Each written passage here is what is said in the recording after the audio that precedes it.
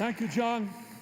Such a pleasure to be here. Really amazing, an adventure for me to come here in a room where I know less than anybody else sitting in this room, a place where I truly do not belong. When I hear John Hockenberry say, does the dialysis population like to aggregate collectively? I know that I'm at an event that I will never be invited to again, and so it's a pleasure to be here. I'm too old to be transformed, so I'm irrelevant from the very beginning. Innovation, I'm very wary of. To put healthcare and designer in one sentence makes me uneasy. I don't go to designers for healthcare. I go to doctors and nurses. To me, designers are men who wear shirts with broad stripes in colors that I would not wear, and who wear moccasins and spend much too much time on their hair. So I am here as a throwback. I am here as a skeptic. I am here as a recovering 70-year-old person, and I am here because Mayo Clinic invited me to come, and I'm so glad that I turned down their offer to pay me to come. To come as a volunteer leaves you free to have a good time. And so John Hockenberry is not going to come out here and ask me a bunch of questions about the dialysis population here, because I can outrun John Hockenberry. I can avoid him. I first came to the Mayo Clinic in the summer of 2001 because I was wheezing doing a Prairie Home Companion, getting on and off stage because, as it turned out, I had sprung a leak in my mitral valve. So I came to Mayo, and it took the internist about 5 minutes to make the diagnosis, and the choice was pretty simple. Either Dr. Orsolak will operate and sew up your mitral valve, or else you will sit in a sunny corner of your kitchen and wait for God to harvest his flowers. So I met Dr. Orsolak that day. He was kind of a short, slight man. He had kind of wavy, dark hair. Orsolak, not from my people, but he came from Pittsburgh, which spoke well for him. He was wearing a pink button-down shirt. When you meet the surgeon who's going to put his fingers inside a vital organ, you remember these things, what he looked like. And I remember that he wore black shoes with tassels, and I've always been suspicious of tassels. But he told me that he was a fly fisherman and that he tied his own flies. So I wasn't about to interview the entire surgical staff at Mayo Clinic. So it was all set up. It was a problem which had been noticed, I should say, by Dr. Frank Mork of the Mork Clinic in Anoka, Minnesota, in 1955, when I wanted to go out for 7th grade football and went in for a physical exam, and Dr. Mork heard a click in my heart and would not sign the form, so I could not play football with all of my friends, and instead I walked down 2nd Avenue from the Mork Clinic, and I walked into the door of the Anoka Herald, whose editor, Warren Feist, had a big roll-top desk just inside the front window where they were selling wedding announcements and so forth. and I asked him for a job. I was 13 years old. I could smell the hot lead of the linotype machine. I could feel the rumble of the rotary press in the basement, and I could smell the liquor on his breath. And to me, it was all a romantic world. He gave me a job covering football, and I wrote about football and then basketball for $1.50 per game, $2 for an away game. And life took a different direction. Some luck lies not in getting what you want, but getting what you have, which once you have it, you may be lucky enough to realize is what you would have wanted had you known. In other words, thank God for failure. Thank goodness for the jobs we were not hired for and the people who did not want to be our friends. That's how we arrived here. So Mayo, July 2001. I had been working hard to get onto an operating table for years. I was an English major, so I set out to be a serious American writer. And at the time, all serious American writers were alcoholics and chain smokers as well. And everybody in the English department at the University of Minnesota was proudly, openly, deeply alcoholic.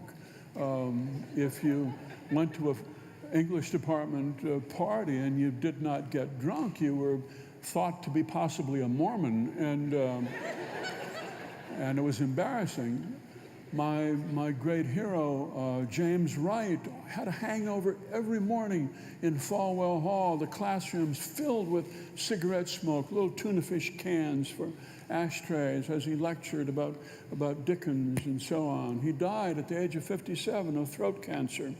He was a great American poet, and I assumed that to be a great writer, you would need to learn how to drink in a manly way, which is what writers did. And writers did not jog back in the day. It would have been hard to keep a cigarette lit as you were doing it. So that was what you thought.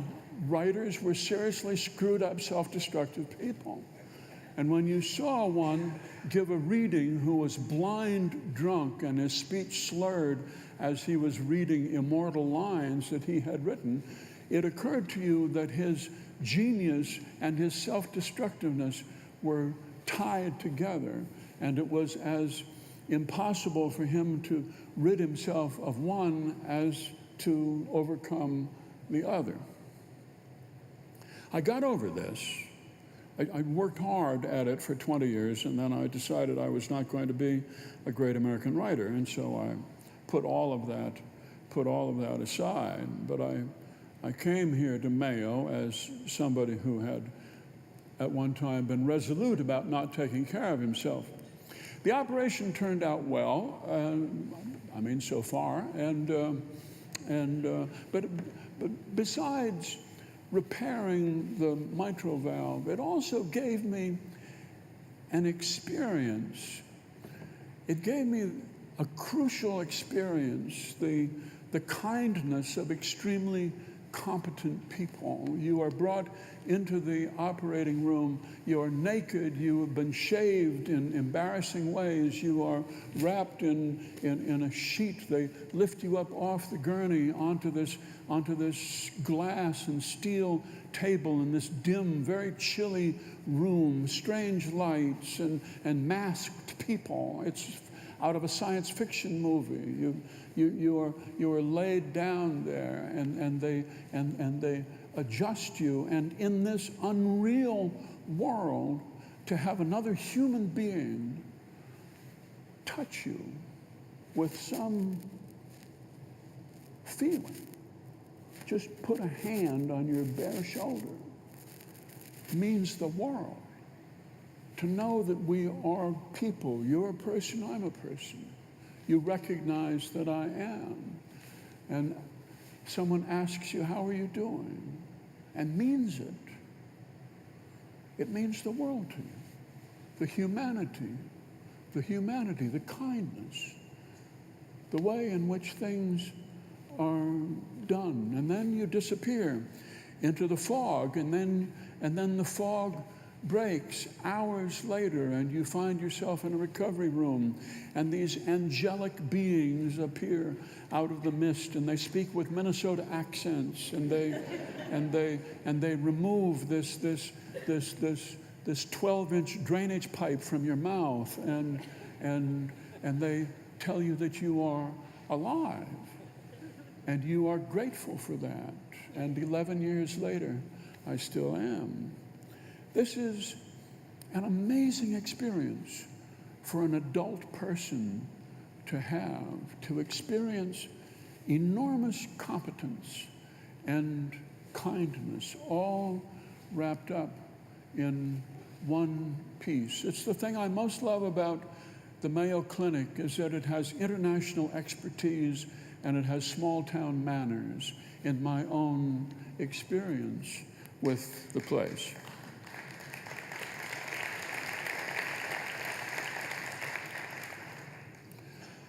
I came back, I've come back a few times, and I've had that very same experience of humanity in this place. The ear is very attuned to other voices, and we can discern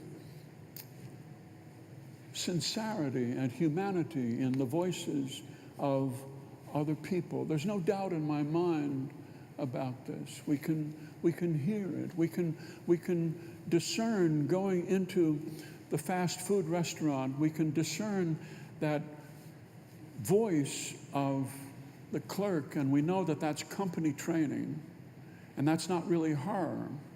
That's company training. And we feel sorry for her to be overworked and underpaid, and to be denied the basic human right to be grumpy is an infringement of your dignity.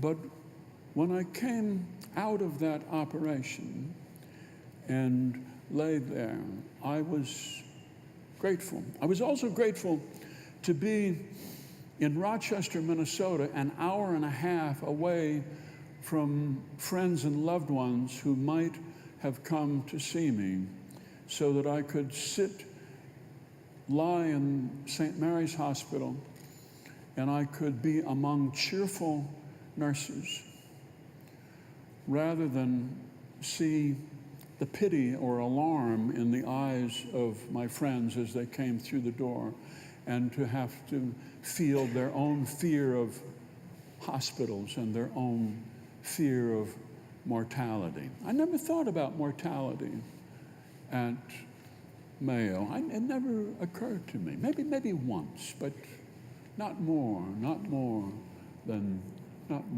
that.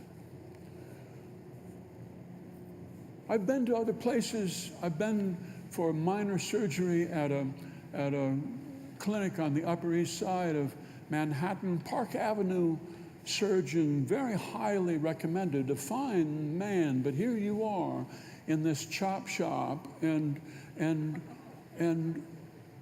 crowded with people, and you're being wheeled around like a bag of fertilizer, and you get the sense from the people who are working there, most of whom you can't understand, you get the sense that they were hired in order to keep costs low and keep the profit margin high. And it occurs to you as you are being wheeled in for minor elective surgery, it occurs to you, I could die here. I could.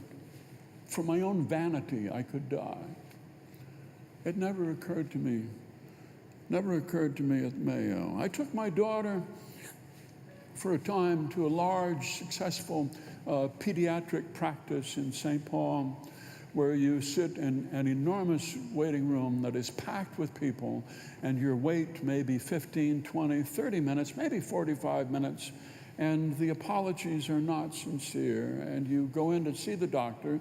The doctor's very efficient, but having waited so long and all the other people still waiting out there, you hesitate to ask this great man any questions whatsoever. You just shoot on through, and then you realize on your way home that when your wife asks you, what did the doctor say, you have nothing to tell her. It's a bad position to be in. When my daughter needed her tonsils removed, I brought her down to the Mayo Clinic, and it was kindness and humanity. Again, woman surgeon, fine surgeon. I was the Judas who wheeled my daughter down the long hall into the operating room and held her hand as Judas would, and I was the one who took the little clear plastic mask that smelled of raspberry and put it over her face. And when she came out of anesthesia and was wheeled by me, she looked up at me and she stuck her tongue out, and it was sincere. She really meant it. But in behalf of our children, we are seeking humanity in this world, in their behalf. The question in the back of a parent's mind is, if I'm hit by a bus, what will happen to this child? Will this child survive? Will this child be supported and lifted up in this world? Or will this child be crushed underfoot? Especially for the elderly parent of a 14-year-old, you ask that question all the time. On Sunday, I did a painful thing in behalf of my child, and I left her at a boarding school in upstate New York, which is the most painful thing I have experienced in my life, to hold your sobbing child in your arms who is telling you how much she will miss you, and you hold her in your arms and you do not allow yourself to cry, though you know you will as soon as you get free. You hold her in your arms, and then a math teacher named Miss Showell, who I had never met before, came and stood by us, and I took my daughter's arms and I put them around this woman teacher, and I kissed her on the back of, not Miss Shaw, but my daughter. I kissed her on the back of her head, and I told her, whatever else you do, don't scratch your butt and don't fart. And she laughed, and on that little laughter, I made my exit, and I got in my car and I drove down to the city, and I got on a plane, my wife and I, and we flew back feeling bereft. But people do this in behalf of their children. I didn't put her in a boarding school so she could get into Yale. My daughter has serious learning disabilities, and there is no such thing as special education where I live in Minnesota. None. It's a charade. It doesn't exist. They take people like my child and they put them in big windowless rooms, and they give them whatever they need to give them to amuse them, and the teachers are guards at the door.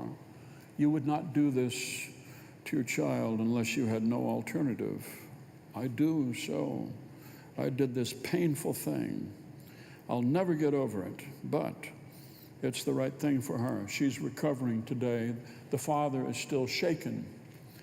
But I believe in this idea of humanity in the midst of trouble. We believe in this in the Midwest. To us, one of the crucial aspects of humanity is cheerfulness, and a sense of optimism in the face of dreadful odds. To be cheerful is something you can choose. You can't choose to be happy. Happiness is something that happens out of the blue, like when Minnesota defeats Michigan. It's not a frequent thing. And when it is, you savor it, understanding it's not going to happen again for a long time. Joy, I don't know. It's a theological concept. I have no experience with that. Contentment belongs to more primitive peoples, the Inuit or the Micmacs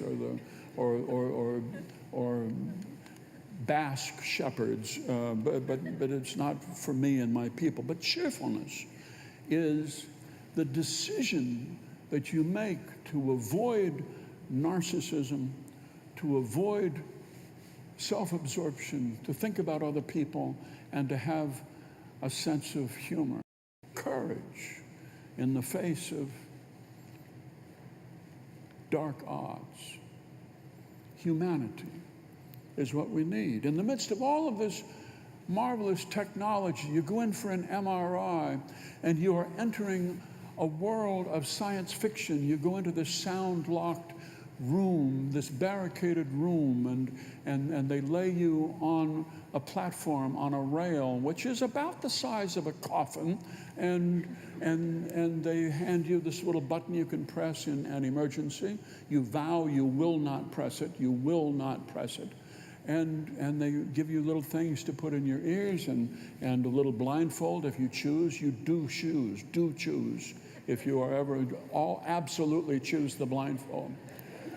If they offer you a cigarette, yes, do that too. But the blindfold you will want, and they run you up the rail and into the cyclotron, into the great maw of the beast. Your head, maybe your shoulders, maybe more of you, all into the cyclotron, and you have this little buds in your ears, and you hear the voice of a woman in the glass booth. You can't exactly see her in the little mirror there, but she's in there, and you fasten onto the voice of that woman as she tells you that now you're going to hear 8 minutes of buzzing, and then there'll be some dinging, and there'll be some grinding, and there'll be some horrible scraping sounds. You'll hear 5 minutes now, and this is going to take about 35 minutes. And you close your eyes, and you take a deep breath, and you can hear in her voice, you absolutely can hear whether she realizes you are a person in there, or are you a bag of alfalfa? You can tell her humanity and yours coming through your ears, and it makes all the difference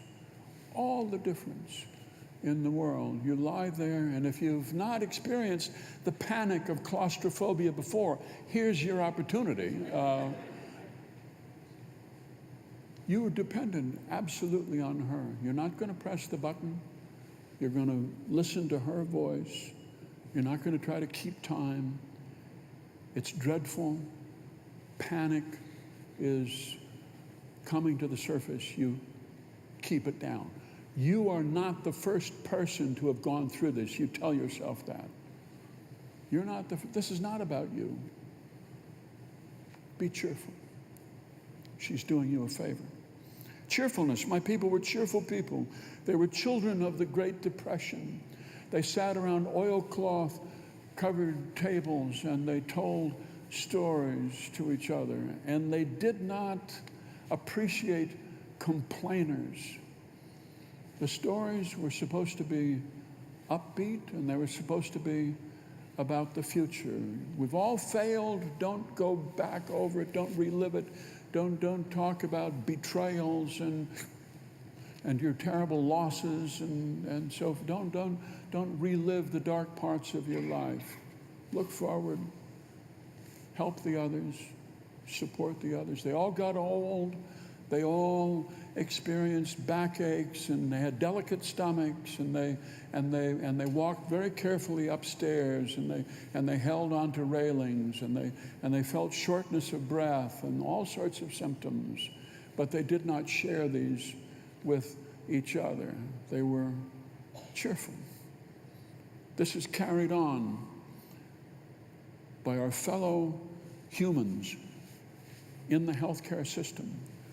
Whatever can be designed about it, whatever the structure of it is still run by human beings, thank God. And that's who you look for when you go in for health care. As my 97-year-old mother lay dying at home a month ago, the hospice nurse who came out to check on her spoke to my mother as one person speaking to another, telling her what she was now doing, what she was putting this thing up to my mother's chest for, even though my mother showed no signs of responsiveness whatsoever. Still, she was treated as a person as she lay there dying, and it meant the world to us.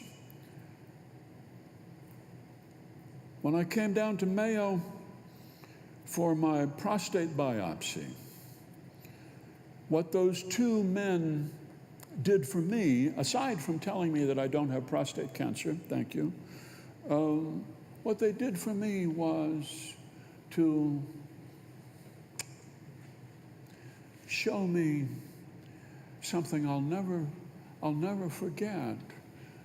It's an embarrassing thing. It's uncomfortable. As the doctor's assistant said, it's like having 9 hornets up your butt.